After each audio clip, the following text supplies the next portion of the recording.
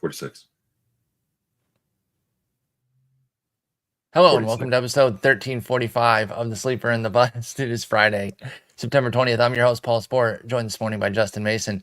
Justin, how are you this morning? I'm doing all right. How are you? I'm doing. Yeah, we were supposed to do 45 earlier in the week. Y'all, we're trying to land this plane on the season here. And then even this morning, we almost had to reschedule, but things are okay.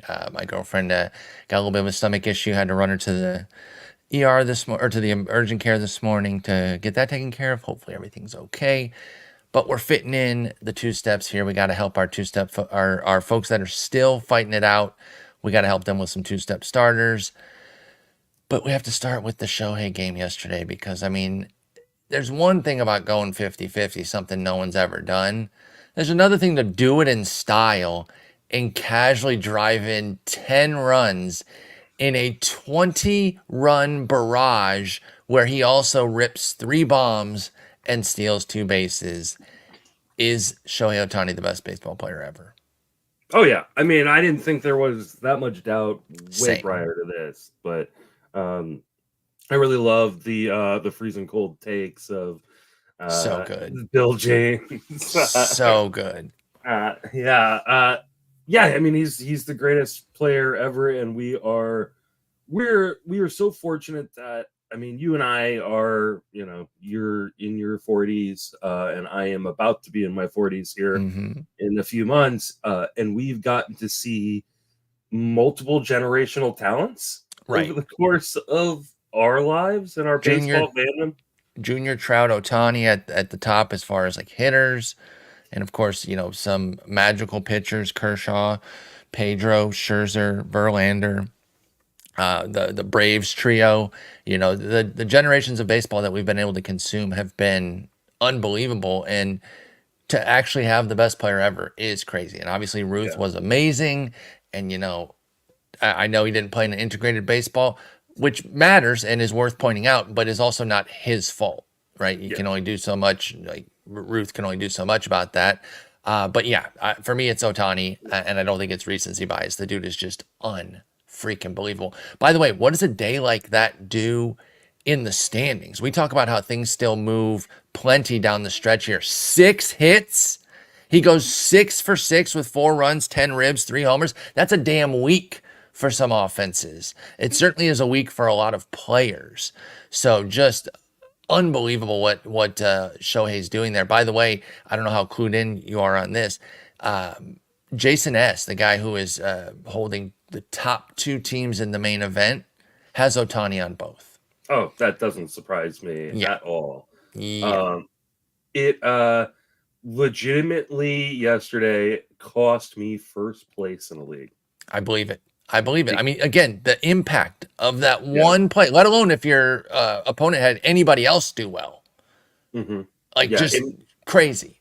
In my auction championship, where I've been in first place for like a month or so, the guy who was, I think he was in third place yesterday, jumped all the way to first with Ohtani in his lineup. And Ohtani did almost all the damage. Right. He as a team, he had 11 hits, 5 home runs, 14 RBIs. 6 of those hits, 3 of those home runs, and 10 of those RBIs were Ohtani. And he gained 3 points in the day to take first place from me. So like it just it's unreal. It truly is. I'm gonna be really interested to go back and look and see how many first place teams in like main events. That's exactly what I was thinking yesterday, and I'm hoping that Tom and Greg over there at the NFBC have data where, or maybe even a user can do it. There's people out there that can write up codes to scrape all the data or whatever. I want to know where like every Ohtani drafter finished in the main. Yeah. And so what is that, like 57? There's 57 leagues, I think. We got to figure out where those 57 people finish. I will tell you, I got fortunate enough that the Ohtani person in our league is, with all due respect, having a terrible season. They're second to last. So, you know, things didn't work out so much around the Ohtani pick for them. And I don't say that to like denigrate them. I'm just saying he didn't guarantee you a top spot in the finish in the standings, but he certainly helped a lot. And I wonder if the late drafting, you know, where he was kind of going, Ohtani was usually in that early double-digit round area. And obviously the betting stuff came out, which scared some folks and probably created some bargains for him. If you notice, not to get too deep on the main event standings, but 5 of the top 6 drafted 11th or later. Now, they don't all have Ohtani, but I found that interesting that so many of the top players right now had a later draft pick, 13, 15, 15, 4 for my boy Greg, then 14 and 11, that 14th pick being from Dave McDonald, your other podcast co-host. So late round picks, at least for the very tippy top of the standings, were very beneficial. And whether that was you getting Ellie in the second round or Ohtani in the first, or in the case of Jason, both. Jason S. Jason Santio, Santeiu.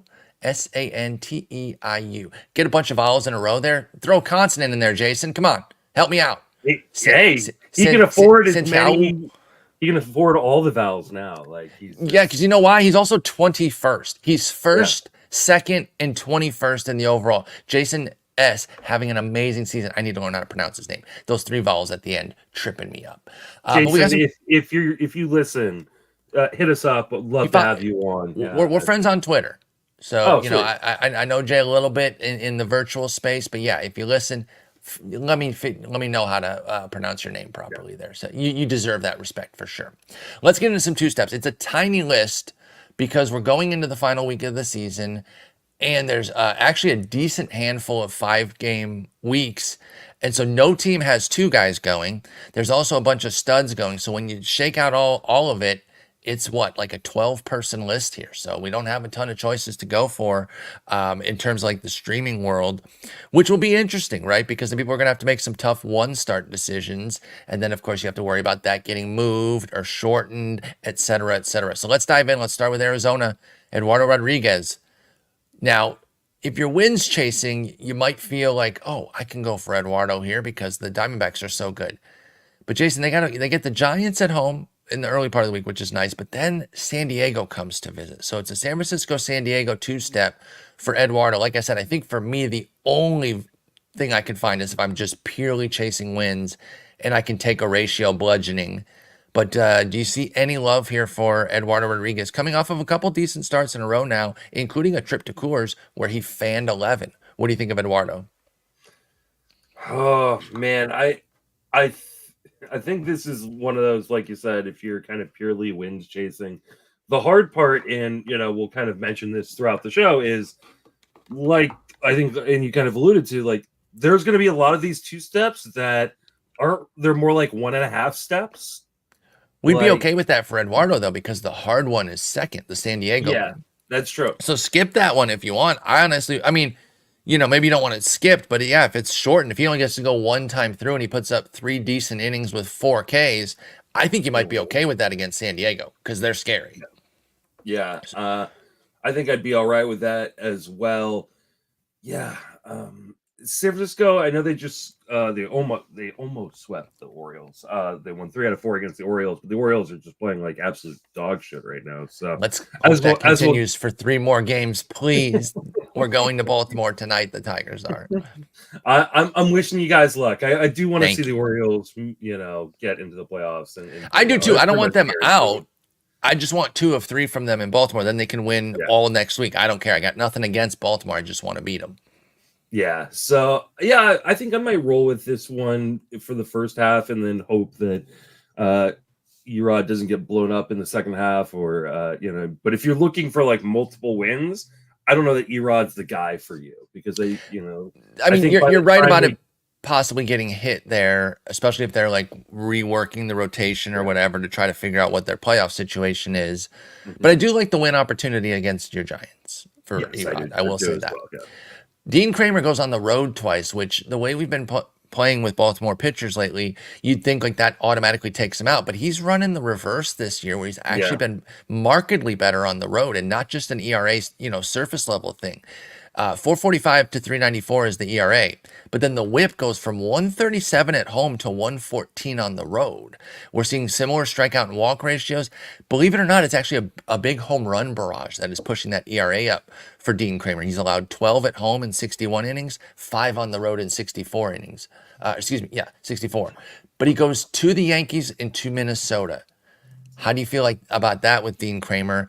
Could he be a win chase, even though, like you said, Baltimore's not playing their best of late? You still, on paper, feel like the Baltimore support is a decent spot to be. So what do you think of Dean Kremer on the road twice? I feel a lot better about it if this was flipped. If he was going to the Yankees at the end of the week when the Yankees are probably resting a lot of guys, and he had Minnesota start off. I just don't want to go up against the Yankees right now. I know the Yankees will pump the brakes here, and with Juan Soto getting banged up recently, maybe he won't be in the lineup, but it's still just such shut up. Don't say that. I need him. I know, but how dare you saw him slide into that wall, right? So no, I'm actually pretty nervous about it. I'm gonna start him this weekend unless they say, he's gonna miss 2 games or something. But go ahead, I'm sorry. So, but ultimately, I just don't want any part of the Yankees offense right now, especially with how Baltimore is kind of faring. So I just don't think there's very much win potential here. So I'm probably skipping out on Dean Kremer. Yeah, it's just a bit scary here. I'm looking for alternatives. You start getting in the 15-team space and you get a little desperate. Maybe he creeps onto my list, but right now, Dean Kremer is a tough one to run with. We got Tanner Houck, who's, an automatic Schwellenbach. Yeah, let's go to Ryan Feltner, a guy I do really, really like. And he has, after a little bit of wobbliness earlier on the road to where he wasn't fully reliable, he has turned into that guy who's very reliable road only. Pitches for Colorado, so you don't really want him at home, which unfortunately kind of mitigates this two-step. It's St. Louis and the Dodgers, both in Coors. Any love for Feltner here? Would you even take the St. Louis start at home, or is this a full no-go because it's double Coors? Yeah, it's the double Coors plus finishing with the Dodgers, because the Rockies aren't a team that are competing for a playoff spot. Like they're not? No, they're not. Oh, so okay. Crazy. He could just get blooded. We just saw what Ohtani and the Dodgers can do to bad pitching or bad teams. And there's just no one. They are the full Avengers right now offensively. I know the Dodgers pitching has not been great, but there's no way I would start in Coors anyone. Again, at least against the Dodgers. If Pedro was starting for the Rockies against the Dodgers, especially in the final week, right? I can't. And again, I like Ryan Feltner. If they ended up getting him off their team and he didn't have to pitch half his games in Coors, you'd hear me talking a lot about Ryan Feltner. Yeah. But in this situation, you're just asking for too much trouble. I can't even find a desperate situation because, again, you got that Dodgers lurking on Sunday. And even if they go half a lineup, I'm still scared, right? Even if they sit Ohtani and Freeman and they let Betts and Muncy and Edman and Teoscar, either way, I'm just out. This one pisses me off a little bit, and this is part of speculating early. I understand, so I'll keep my anger a little bit contained. But I picked up Davis Martin in anticipation of the two-step that now Jonathan Cannon is going to get, which is Angels Tigers. Angels at home, Tigers on the road. Now Davis Martin still gets an Angels start next week, so he is still throwable in a deep league if you're trying to get a decent start. But I was hoping for the two-step because, while I am very giddy with how my Tigers are playing, it's not like there's been some crazy offensive barrage. They are not a team you need to run from. But Cannon now gets it, and he's not that different than Martin. I think they're both similarly carrying a little bit of intrigue. Are you finding anything for Cannon against the Angels and Tigers? Obviously, win chasers need not apply with anything White Sox related. But what about ratio chasers? And the Angels are there, right? And it's not like the Tigers are unbeatable, although lately they have been. And Cannon has won 2 of his last 3 starts. That's right, including the Angels last time out. Yeah. So you also had 7 Ks against them. Are you finding some viability here for Cannon with Angels and at Tigers for his final 2? I think I am, especially in 15-team leagues. In 10s and 12s, probably not. Right. But in 15-team leagues, I mean, the Tigers will probably know what their fate are by the last game of the season, right? So, like, Yeah. there's a pretty good chance that the Tigers do not have their full lineup out there for that last start on Sunday.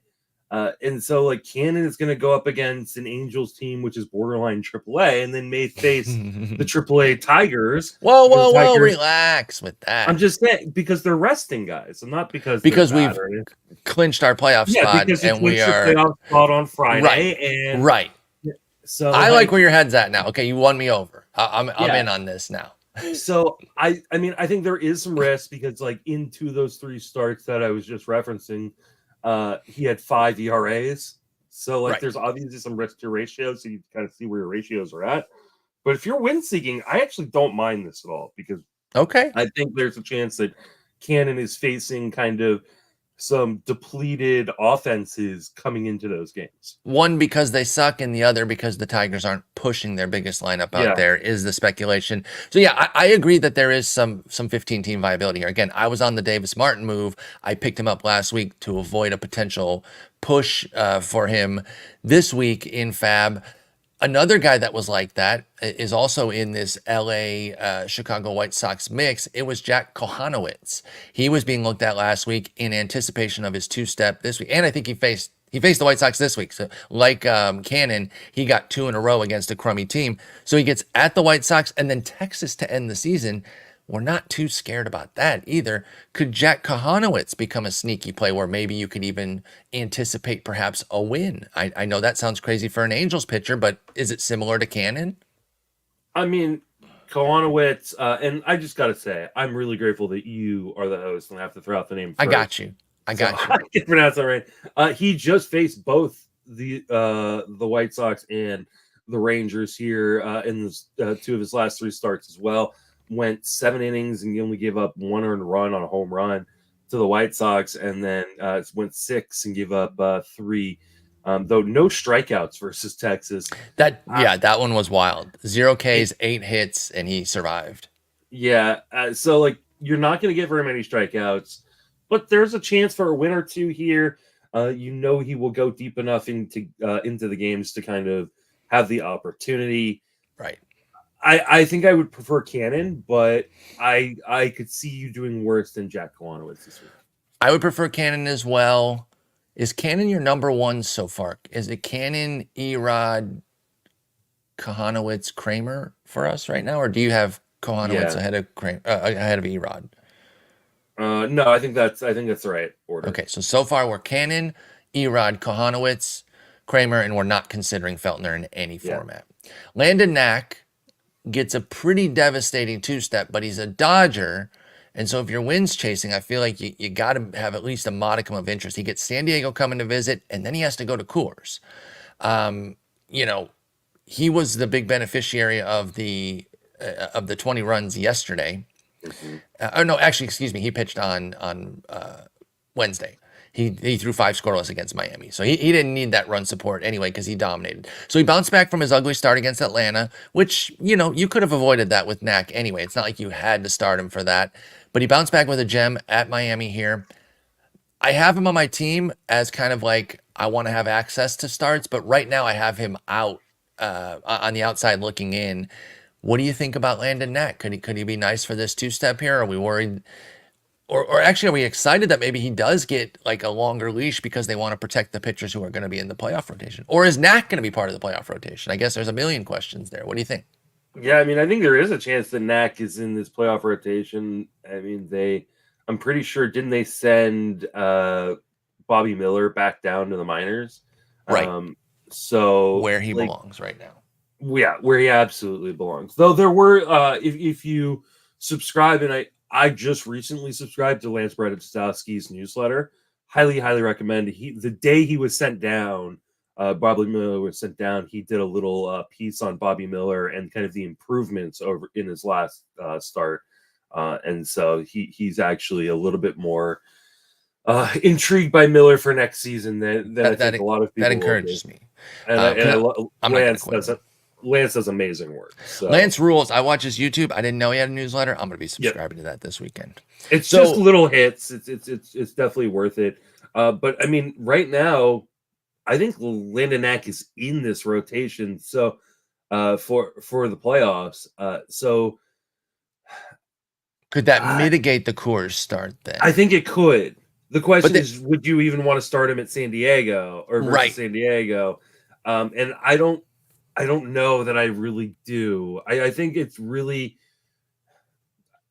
I think you're really hoping that he can just go deep enough where the Dodgers offense carries him to a win. So if you're win seeking, I think I'm going with it. But if you're not win seeking, I'm probably staying away from it. Yeah, I think the win chasing is the only spot where I can get some comfort. Yeah. Where you're just like, you know what?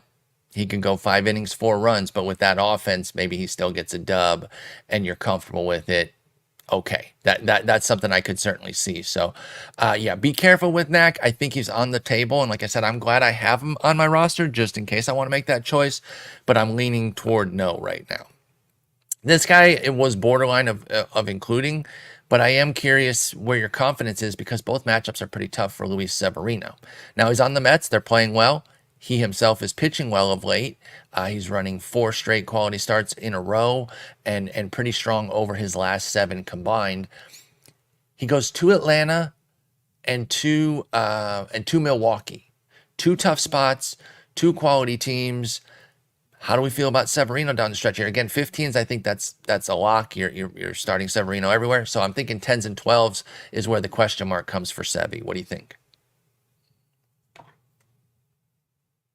You're muted. Yeah, my muted was a sign of how interested I am in Severino for this week. Severino has a 4.80 ERA on the road this year.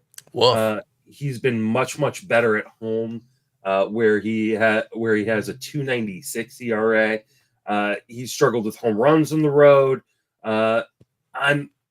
I'm probably staying away from this, especially when you've got 2 teams that are like playing for something. You know, the Braves are trying to win that last playoff spot, and the Brewers are trying to increase their chance of. They still have a chance at a 1 or 2 spot. Yeah. Now, by the time they may not. Yeah. Yes. By the time, yes. Yeah.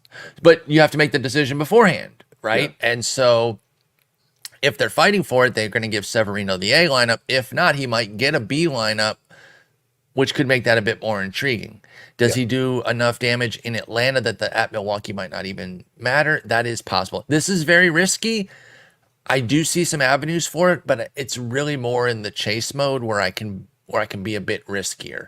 I think if things are really tight with those ratios and you're trying to get every little good start, I think there's too much risk here, especially with the road numbers that you mentioned for Severino. So I'm leaning no here in 10s and 12s. And again, in 15s, I have a hard time getting away from it. I think you just got to kind of go for it in 15s. What about Nasty Nestor for the other New York ball club? He gets Baltimore and Pittsburgh coming to visit. This feels like a really nice setup here to where, again, 15's automatic, but 10s and 12s, I feel like Nestor Cortes is very much on the table and even somebody I want to start. I know Baltimore, we still fully respect them, but they're coming to visit him. And then Pittsburgh to end the season for Cortes seems great. And Cortes has been a much better pitcher as of late. Since August 13th, he has a 1.58 ERA, 38 strikeouts in 40 innings. Only 1 bad start during that stretch. The rest of those starts, he's gone at least 5 in all but 1, and only given up 1 earned run at the maximum. In those starts, in 4 of those 7 starts, he's allowed no earned runs. Yeah, Nasty Nestor is at the top of this list. Like, if you've got him, you're playing him. Yes. I'm with that. Like, this is a great start here. Might even have some 10-team availability on the waiver wire. Make sure you go check. But as well as he's been pitching lately, I hope not. Because if you're listening and still fighting, you should at least have him rostered. But he's been great. Nasty Nestor definitely to the top of this list because the best combination of production, win chance, etc., etc. What about Brady Basso for Oakland? I don't know how keyed in, you've been on him, but he's been putting up some decent innings here down the stretch, and he's going to get Texas to come visit him in Oakland and then a trip to Seattle. This is actually available in my main, and I'm kind of curious to see where he goes. Like a high bid for him would be like $8 because nobody has any money in our league, but I am curious what the Brady Basso bids look like this week, because I think there's going to be some availability, and this is a guy who has a 2.33 ERA and 109 WHIP in 19 innings so far. Anything here for Brady Basso? I know he was mediocre in Wrigley, but what do you think? Texas and Seattle. This is such an interesting dude, right? So he had 3 starts like pretty much in June and end of May and then June. And then, or actually 3 relief appearances. And then he's had 3 starts in September. He's only pitched at home once in these 6 appearances. So, that's actually pretty surprising. But like I said, I mean, for the most part, he's pitched really, really well. He's not a big strikeout guy, but the Texas start, that's at home. Seattle hasn't been great offensively this year, but they have picked it up as of late. But Seattle is going to know one way or another if they're in the playoffs by the time that second start comes around. And it seems more likely than not that they're not going to be in the playoffs, with their playoff odds being just under 5% at this point. So I think I might just roll with it and hope that, hey, they sit a lot of guys on, like a J-Rod or a Rosarena on Sunday, and that Basso just kind of gets to pitch. So I think that this is one that I probably will target in deeper leagues, especially, but even some 12s. Yeah, I think there is some 12 viability here for Brady Basso. Like I said, I am intrigued here. He was actually in my lists last week. I got guys ahead of him, so didn't pick him up. And like I said, nobody picked him up in my league. So Brady Basso, I'll be keeping an eye on him. And I hope that the modest start in Wrigley keeps the prices down. But with it being desperation week, he's not going to go hidden. People are going to see, ooh, a guy with 2 starts and it's Texas and Seattle. Let's get interested. What about Bailey Falter? He gets Milwaukee and then has to go to the Bronx. Now, could that be like a baby Bronx lineup where, Soto's out because he's nursing something, and Jazz and Jazz is a lefty, so maybe he'd be out. And then I guess it would depend on if Judge has any like record to set or anything. And are there any AL records that he's breaking? Like, we give a shit about that. But anyways, Falter, they have to play somebody, right? Right. Somebody has to play there. So I don't think the lineup would be stripped bare, but it could be a little lighter because they have the bye anyway. So they could play some of the studs either way. Milwaukee coming to visit Falter and then a trip to the Bronx. I'm pretty tentative on this. But in terms of the available names, he actually registers a little bit for me. I'm a little intrigued by Bailey Falter. What about you? Yeah, it's not a lot of high upside because of the lack of strikeouts. And I just don't know how much win potential there really is with that's the part that's tough. So, like, to me, like, I feel like this is, low upside and low floor, and that's not usually what I want to roll with. Like, I don't think the floor is extremely low, but I just don't see why you would want to play Bailey Falter against these matchups. I don't want to necessarily, but I'm also still thinking of it from the 15-team standpoint of like, there's not going to be much available. Wouldn't you rather have like a better 1 start though? Like, probably. I think that is completely fair. Like, give me like. But who is that 15-teamer? Emerson Hancock plays Oakland. That could be interesting. Your boy Trevor Williams. Reese Olson just got beat up, but he goes against Chicago. I picked him up for the Chicago start. I foolishly took the gamble on the 2-step, and we'll see if it gets fully burned this weekend against Baltimore. But yeah, Brant Herter is going up against Tampa Bay. I mean, actually, all the Detroit pitchers have really nice matchups. Right. Cater Montero gets the White Sox. Mize gets the Rays. So yeah, any Tiger that's available, Mize, Herter, Olson, Montero, because Skubal obviously picked up. Any of those who are available, I agree. I think you're right. With Bailey Falter, like I said, I got a little bit of intrigue with him, but the upside is really so light because you can't really trust Pittsburgh to beat Milwaukee or the Yankees, even a muted Yankees team. And so what are you really going for? He doesn't bring Ks. Yeah, no, I think you talked me out of even my modicum of interest. Yeah. All right, and then just one more, because all the rest are either teams that are running six-mans. That's another thing I forgot to mention too. A lot of six-mans out there. Or guys that are automatic, like Bryce Miller, Michael King, Ryan Pepio, Bowden Francis. But our last guy is on your ball club, Hayden Birdsong. Now he has to go to Arizona, which is terrifying and probably disqualifying, but get St. Louis at home to end the season. Could that be intriguing enough to take a 15-team shot on Birdsong? I think it's 15s or bust. I don't think you're really looking at him in 12s. But what do you think of Hayden Birdsong this week? And has he been impressing you at all with the 14 starts that he's had with your Giants? He's been impressing me as of late. He went through a really, really bad stretch where he was really struggling to command and control things. But more recently, he has looked more like the guy he was when he first came up. Now, the problem with a guy like Birdsong is he does not have great command and control. So, and it kind of depends on start to start. Like he is, I don't know, the Timu version of like a Blake Snell, right? Where like, hey, like when he's on, he looks like a really good pitcher, and you go, okay, I see something. But when he's off, he's truly atrocious, Right. in a way that even Blake Snell isn't, right? So, actually, he reminds me a lot of Kyle Harrison, to be quite honest. From the right hand side, Righty side, yeah. So I think there is a lot of risk here, but there is some upside here. He has had some big strikeout performances. He's gone at least 5 innings in each of these last 2 starts. The chances are that, yes, that first one is really scary at Arizona. But then, like you said, he gets to finish off against, the Cardinals at home.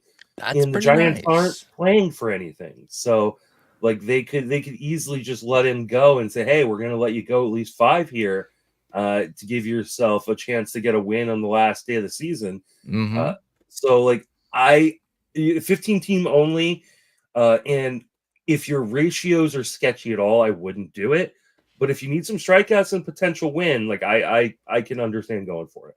Yeah, I think there is some upside to be mined with that last potential start for Birdsong. It is definitely a desperation throw, but I'm not completely out on it. I definitely think you could find some hope in trying to get that St. Louis start. And then, of course, we talk mostly in the weekly league context where you're tied to both starts if you take them.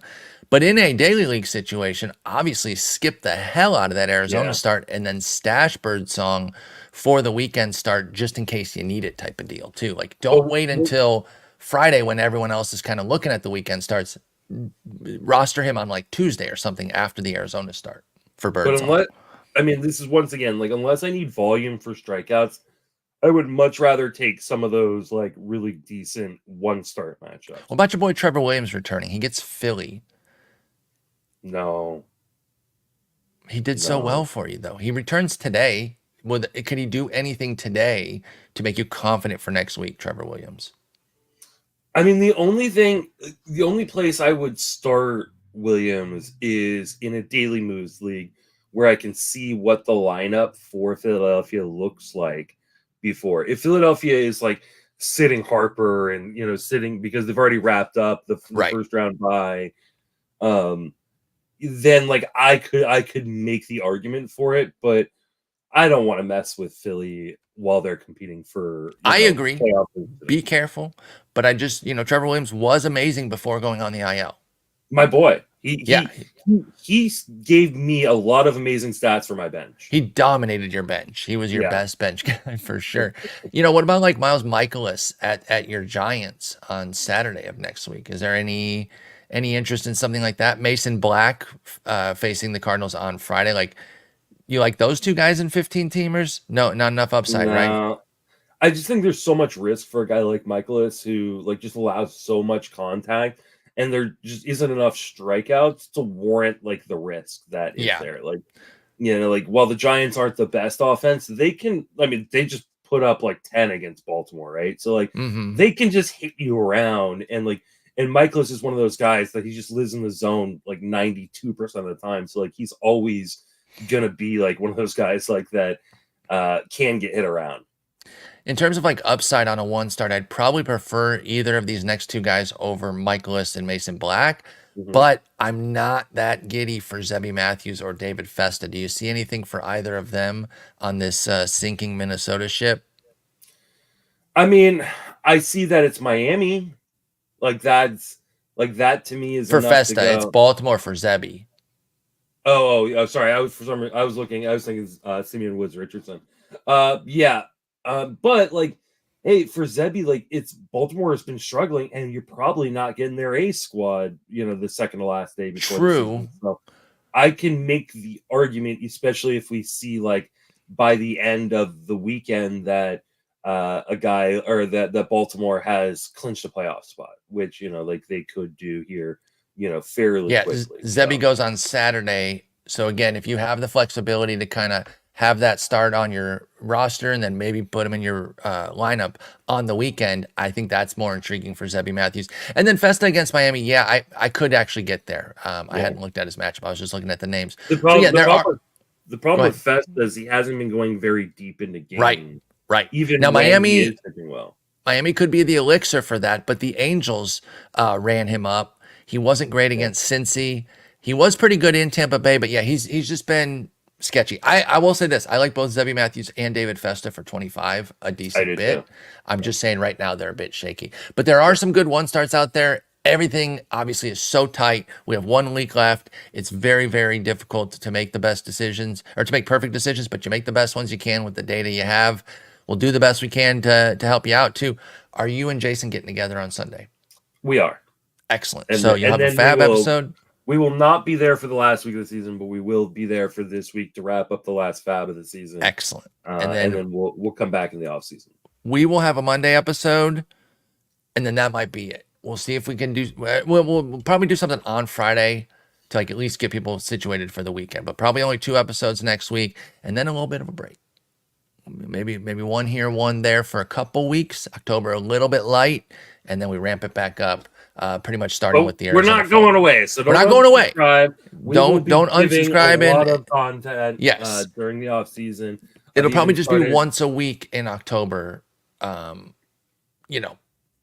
the end of the month when we go to Arizona and then we get our juices flowing again to get back on at least multiple times a week. So good luck to everybody. Projections. Yes, you need to get the projections going. We're going to be getting our tier lists working already. So yeah, we're already in prep mode because Justin and I are sickies, but we'll get everyone situated. Justin, have a wonderful weekend.